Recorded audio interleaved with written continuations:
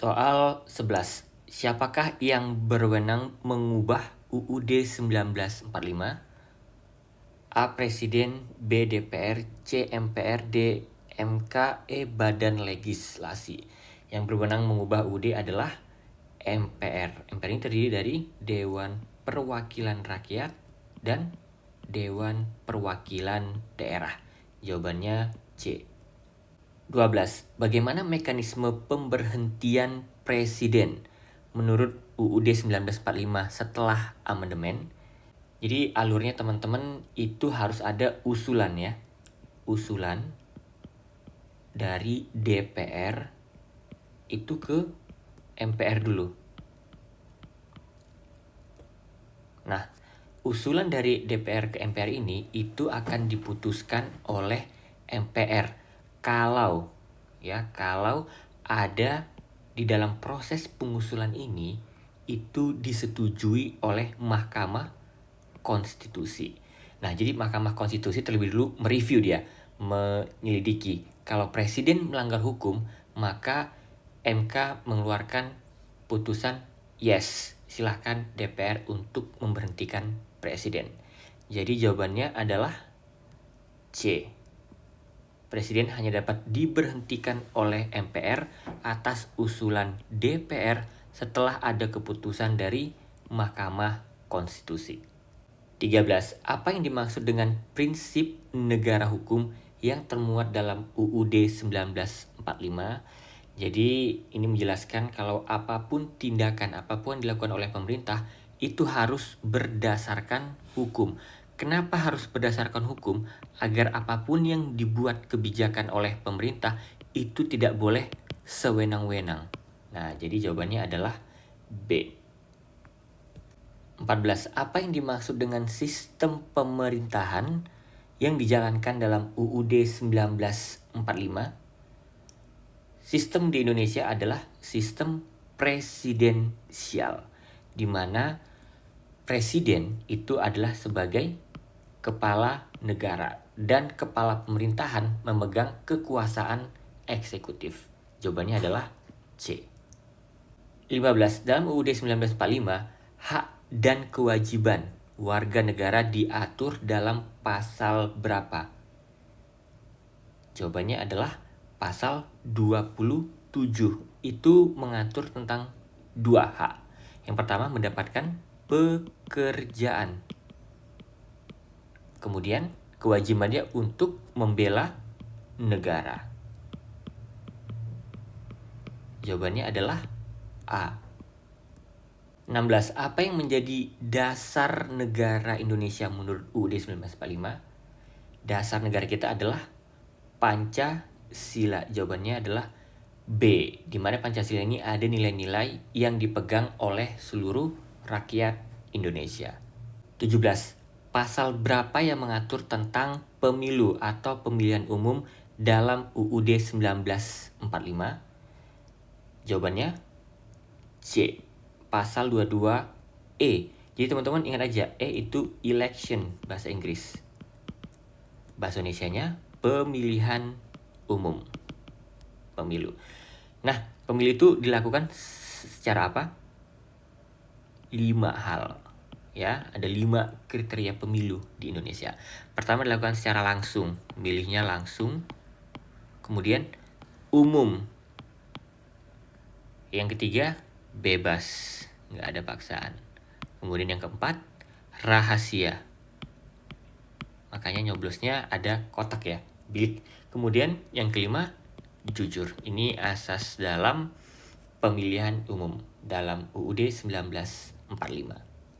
18. Apa fungsi dari Mahkamah Konstitusi atau MK menurut UUD 1945?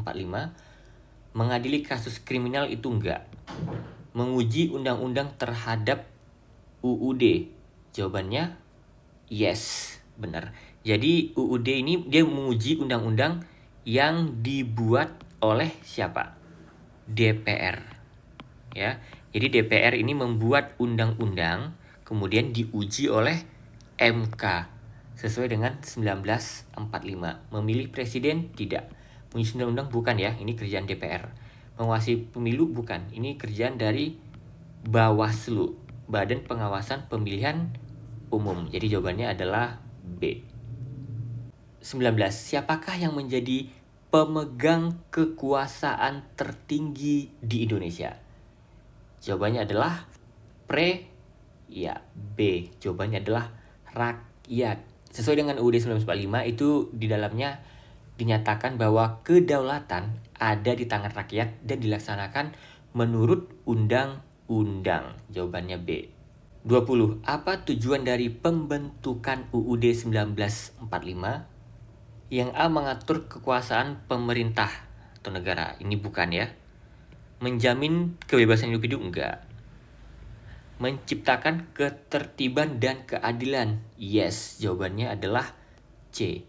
Ketertiban dan keadilan inilah dasar dalam pembentukan UUD 1945. Jawabannya C.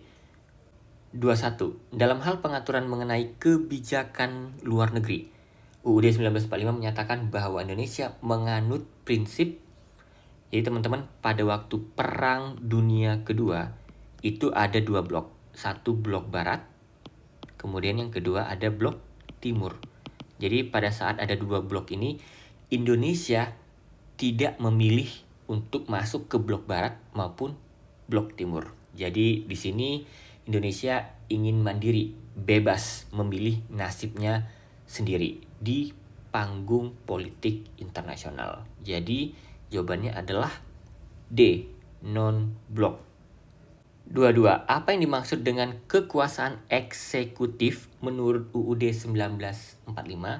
Jadi teman-teman kita harus tahu dulu, eksekutif itu dipegang oleh presiden. Nah, gunanya untuk apa nih? Ada 2. Yang pertama, untuk menjalankan pemerintahan. Ya, menjalankan pemerintahan. Kemudian yang kedua, melaksanakan apa? Undang-undang yang dibuat oleh DPR. Jadi jawabannya adalah C.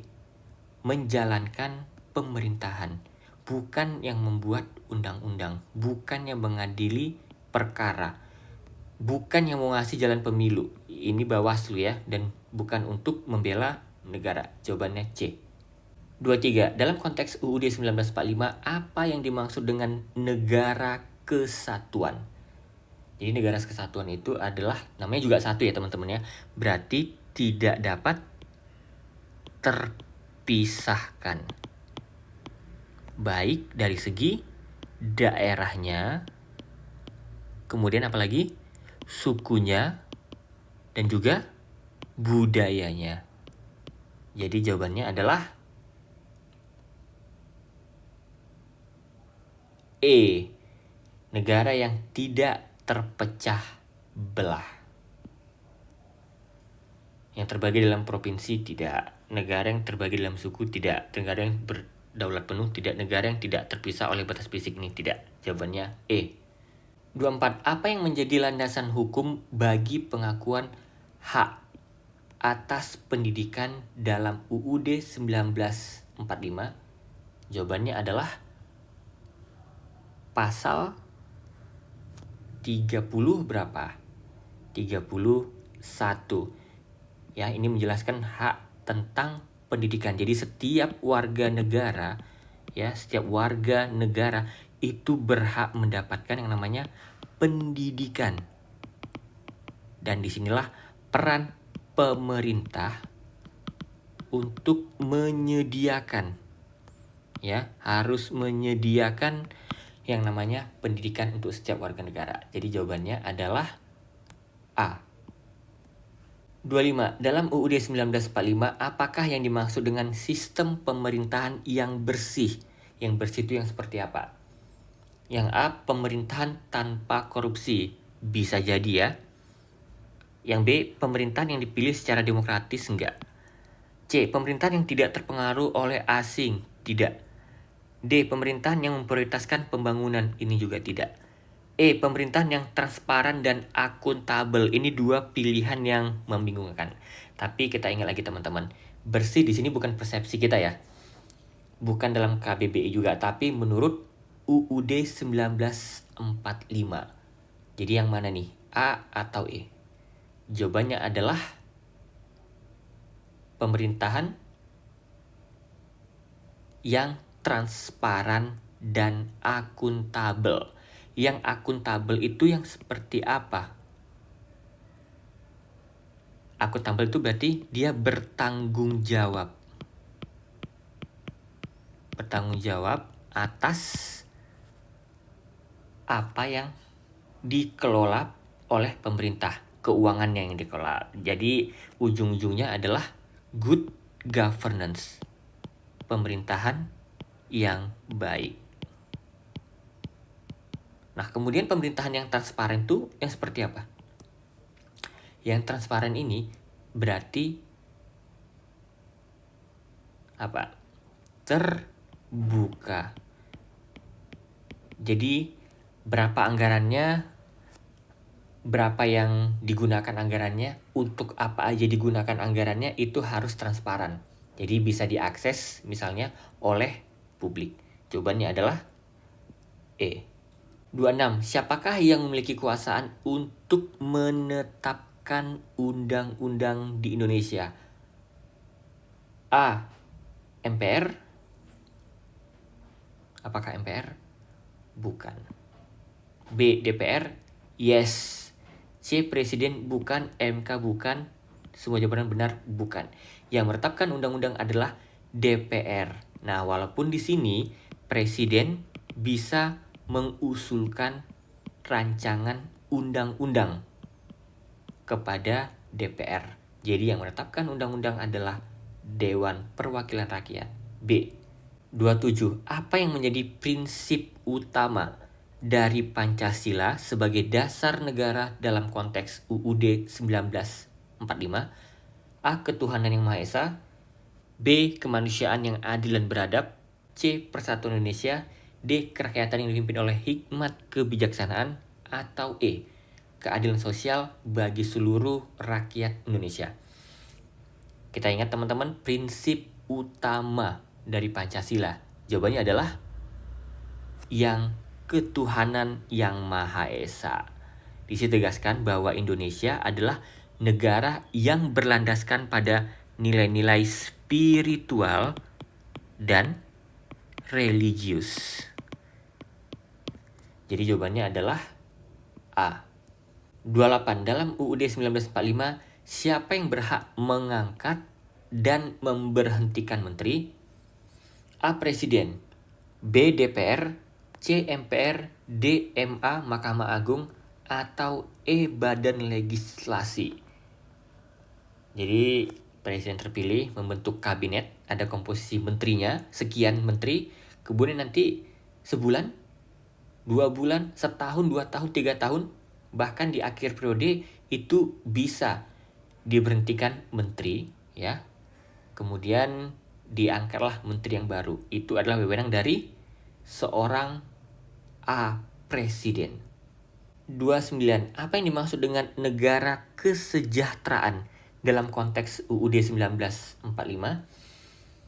A. Negara yang mengutamakan kebebasan individu. B. Negara yang mengatur perekonomian.